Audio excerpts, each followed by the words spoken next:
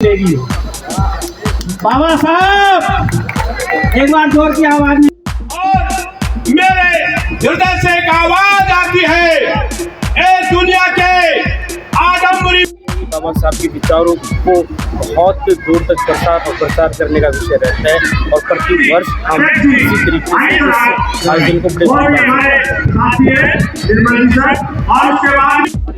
आप ये टेंशन पैदा हो रहा है कि जिन बच्चों के पास पैसा नहीं है वो बच्चे देखते रह जाते हैं, वो बच्चे वहाँ पर बहुत ज़्यादा फीस हो गई है और सरकारों को इस बात पर ध्यान देना चाहिए।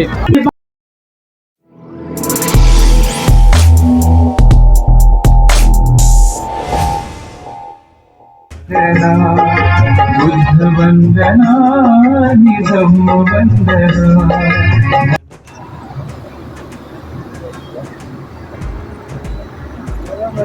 दिव्य दिव्य ध्यानी उदय प्रार्थना, बुद्ध वंदना ही धम्म वंदना, बुद्ध वंदना ही धम्म वंदना।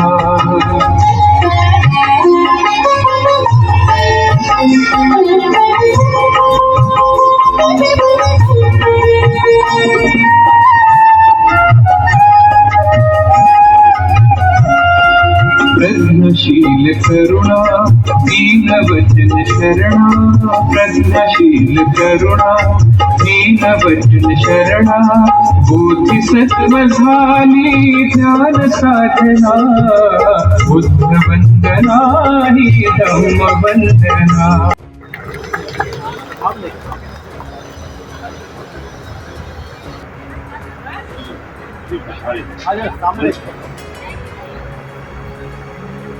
संपूर्ण भारत में इस उम्र में भी अपार जोश और एक इशारे के साथ नजफगढ़ में पधारी है। हम इनका हृदय से आभार व्यक्त करते हैं। सभी मुफ्ती साहब के संपूर्ण जीवन में उन्होंने संघर्षों को दूर करते हुए मिसाल कायम की और भारतीय संविधान की रचना की। बहुत बहुत धन्यवाद रमेश चंद्रा जी। अब आगे गौतम ने त्यागा था पाषाण बनकर रही सब कुछ सही, मैं नहीं हूँ त्रेता की सीता, मैं नहीं हूँ त्रेता की सीता, जिसको अग्नि में तपाया जंगल में छुड़वाया, कितनी पीड़ा सही चुपचाप रही। मैं नहीं हूँ द्वापर की द्रौपदी, मैं नहीं हूँ द्वापर की द्रौपदी, जिसे 5 को सौंप दी दाव पर लगी वस्तु सी ठगी। मैं हूँ आधुनिक नारी, मैं हूँ आधुनिक नारी, मैं हूँ आधुनिक नारी, हर जुल्म पर हूँ भारी, संविधान को मानती हूँ अधिकार जानती हूँ, बुद्ध अनुयायी हूँ, सावित्री बाई हूँ, रमाबाई हूँ, झलकारी बाई हूँ। अंत में जुल्म जाति पर बलवेदी हूँ, क्योंकि मैं खून देवी हूँ।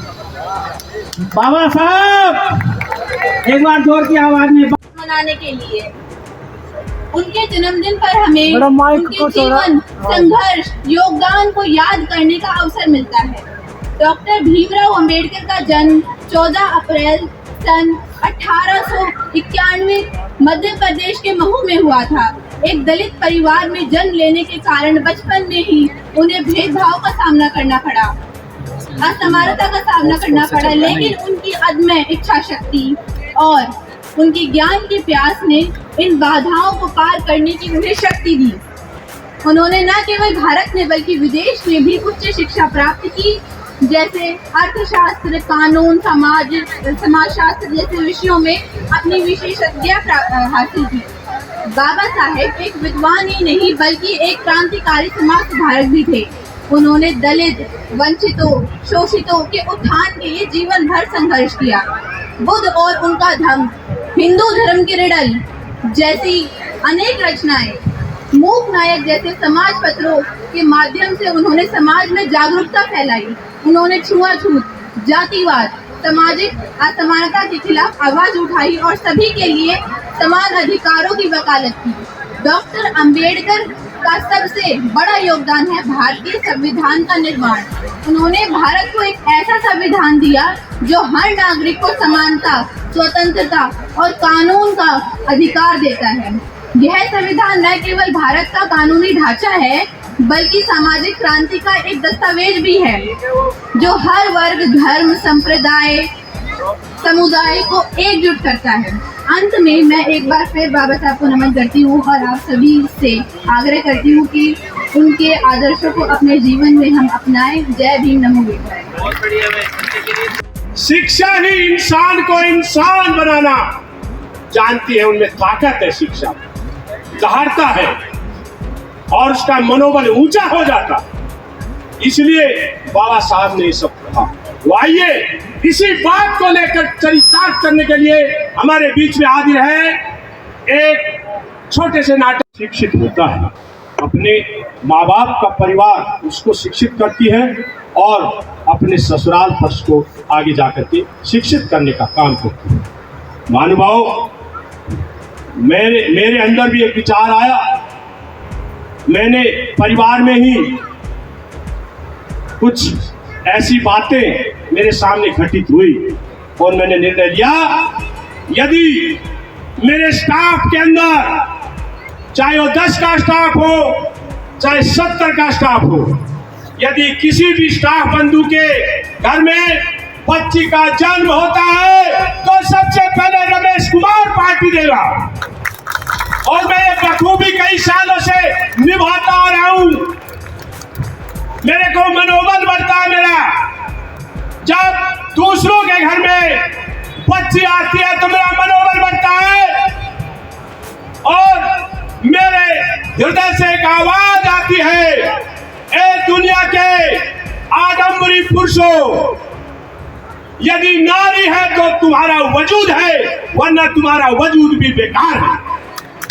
और आज मेरे बहुत से साथी स्टाफ के बैठे हुए हैं, वो जानते हैं, मुझे पता लगना चाहिए कि स्टाफ में किसी महिला साथी या पुरुष साथी के बच्ची हुई है, तुरंत एक्शन, 1 घंटे के अंदर पार्टी का इंतजाम।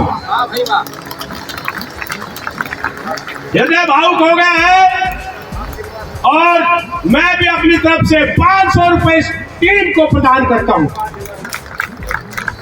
और भी इनके लिए इनाम आया है।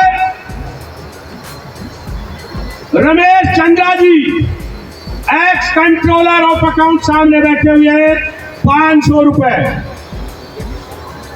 महिलाओं का मैं ज़्यादा इसके अंदर योगदान मानता हूँ। सामने सामने आज साथ में आ जाइए, सामने देखिए, साथ में आइए।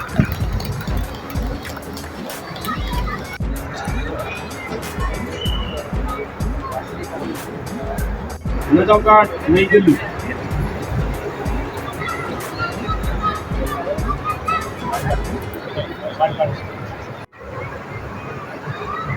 आप लोग आगे आ जाइए, आगे अम्बेडकर जयंती समारोह 2025 के शुभ अवसर पर प्रण लेते हैं, संकल्प लेते हैं। भारतीय संविधान जिंदाबाद, जिंदाबाद, संविधान जिंदाबाद, जिंदाबाद, भारतीय संविधान जिंदाबाद, जिंदाबाद। बहुत बहुत धन्यवाद। अब इसके बाद में जनता, आओ हम सब एकता के सूत्रधार में बंधे। भारत एक है, एक रहेगा, एक रहेगा, हम सब मिल करके रहेंगे। बहुत बहुत धन्यवाद। इसके बाद मैं अपने साथी सत्यपाल साहब सामने करो बहन से।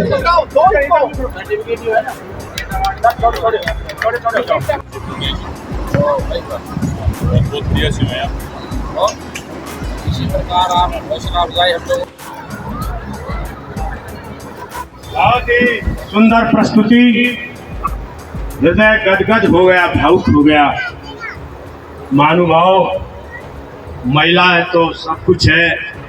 अम्बेडकर जयंती के दिन आपको देखिए, मैं सबसे पहले आपको धन्यवाद करना चाहूँगा कि आज इतने बड़ा महत्वपूर्ण समय हमारे कार्यक्रम में बाबा साहब की 134वीं जयंती का हम आयोजन किया है। हम यहाँ पर मना रहे हैं और बहुत सारे लोग आप पीछे देख भी रहे हैं इस आयोजन में शामिल हुए हैं। देखिए, जो हमारी जयंती है ये बाबा साहब के विचारों को बहुत दूर तक प्रसार और प्रचार करने का विषय रहता है और प्रति वर्ष हम इसी तरीके से इस आयोजन को बड़े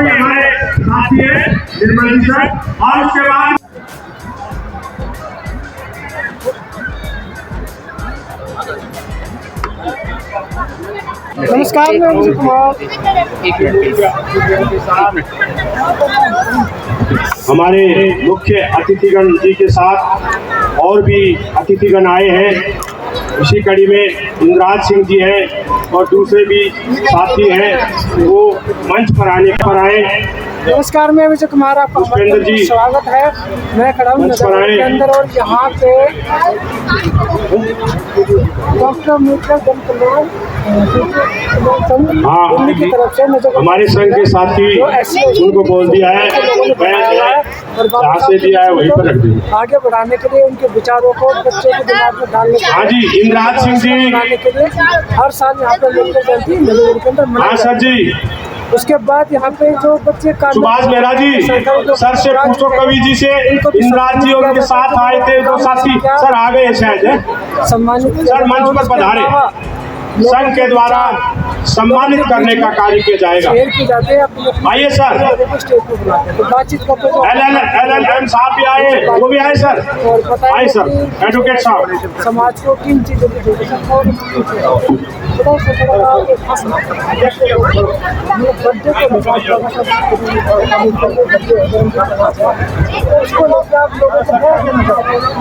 सबसे बड़ी बात है कि डॉक्टर अम्बेडकर की महानता का मूलाधार वो ये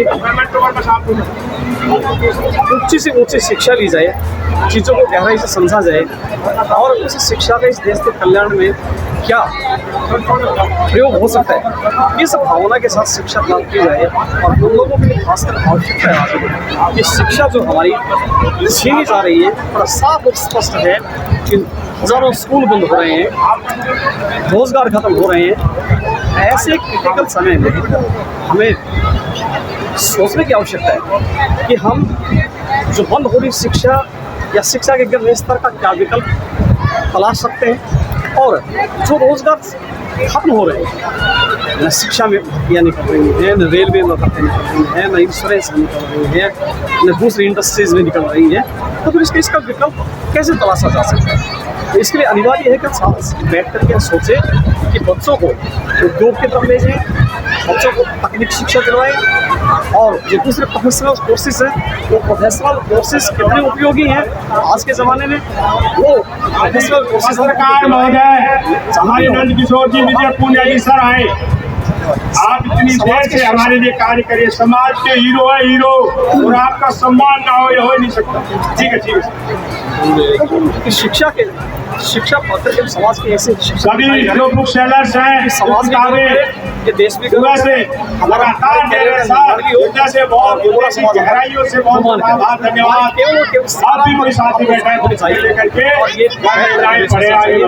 केवल जयंतियाँ या निर्माण दिवस मनाने से उन चीज़ों का समाधान नहीं निकलता, उत्साह बढ़ता है निश्चित ही, ठीक है, लेकिन बैठ कर इस बात होगा क्योंकि ये चीज़ें सामान्य नहीं है। और मैं चाहता हूँ कि पंजाब में जैसे एक सीरियस सेक्टर खुला है जो प्राइवेट स्कूल्स को माफ दे रहा है, उस स्तर के हम स्कूल खोलें और बच्चों को तैयार करें कि प्रोफेशनल कोर्सेज के लिए तैयार करें, तकनीकी कोर्सेज के लिए तैयार करें, सिविल स्टूडेंट्स के लिए तैयार करें, और उनके लिए जो बच्चे कोचिंग जो आज एक बड़ा भारी आप एक टेंशन पैदा हो रहा है कि जिन बच्चों के पास पैसा नहीं है वो बच्चे देखते रह जाते हैं, वो बच्चे तैयारी कर नहीं पाते, वहीं उनको लाइन मिलती है।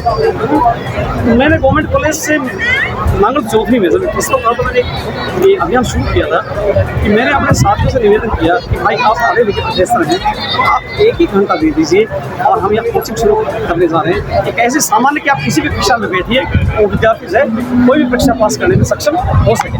तो हम हमारे जो पढ़े लिखे साथी हैं उनसे हम निवेदन करें कि भाई इस प्रकार के कोचिंग सेंटर थोड़ा सा अवैतनिक भी हम सहयोग करें, और इस ये हम बाबा साहब का कर्ज चुका रहे हैं, इस समाज का कर्ज चुका रहे हैं, हम अपना थोड़ा सहयोग दें क्योंकि हम शिक्षित हैं और जिन्होंने हमें शिक्षा दिलवाई और हम इस योग्य हुए, हम आगे भी अपने जैसे भाई पैदा करें, समाज में स्वस्थ इकाइयाँ पैदा करें, हम यही चाहते हैं।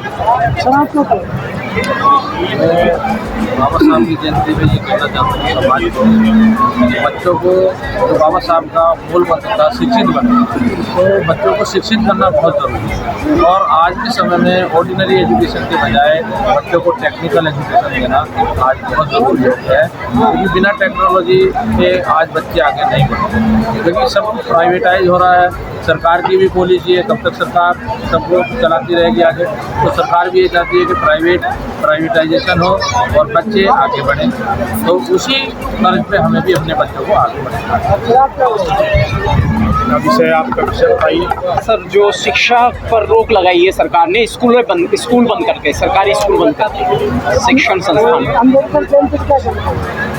सबसे पहले तो बाबा साहब अम्बेडकर जयंती के शुभ अवसर पर आप जैसे सजग जो पत्रकार हैं, समाज के हीरो हैं, चाहे के टाइम्स हो जिससे आज़ादी हो, नमन करो। आप दिन रात ये मिशन की अलग जगा रहे हैं। इस विषय पर हम कहना चाहेंगे कि बाबा साहब ने एक सपना देखा था, समता, स्वतंत्रता, बंधुत्व, और उस सपने पर आज कुठाराघात हो रहा है। सरकार है, चाहे वो मनवादी सरकारें हो, सोच हो, हमारे बच्चों को, नौनिहालों को शिक्षा से दूर रखा जा रहा है।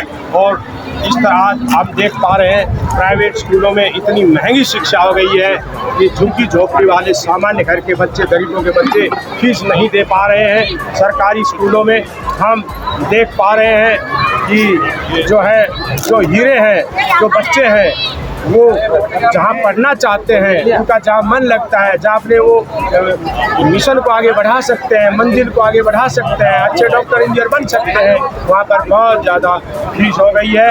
और सरकारों को इस बात पर ध्यान देना चाहिए कि संपूर्ण भारत के अंदर, चाहे झुग्गी झोपड़ी में जन्म लेने वाला बच्चा है, चाहे महलों के अंदर पैदा होने वाला बच्चा है, उनको समान शिक्षा के अवसर मिले, ताकि वो समाज की मुख्य धारा से ना कट करके समाज की मुख्य धारा के साथ चल पड़े और बाबा साहब का मिशन पूरा हो सके।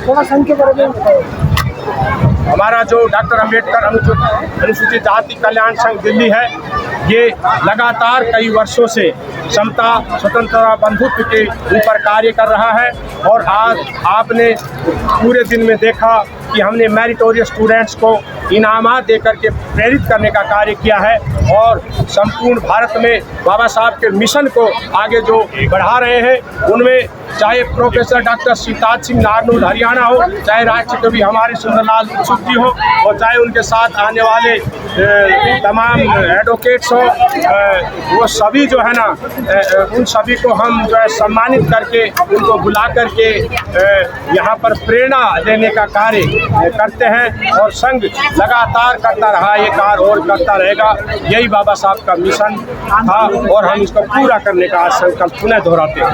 तो ये तो तमाम संघ के कार्यकर्ता जो अपने मिशन को आगे बढ़ा रहे, बाबा साहब के मिशन को आगे बढ़ा रहे, समाज को आगे बढ़ा रहे, बच्चों को आगे बढ़ा रहे, महिलाओं को भी आगे बढ़ा रहे, और अच्छे अच्छे विचार लोगों के बीच में, जनता के बीच में, महिलाओं के दिल में, दिमाग में बिठा रहे, ताकि आने वाले समय में वे एक बड़ा पेड़ बने, ताकि उनके जो फल है आने वाली उनकी जनरेशन खा सके, क्योंकि संविधान को बचाना बहुत जरूरी है और संविधान ही सब कुछ है। मैं विजय कुमार पुनिया, मुझे कुछ इजाज़त दें।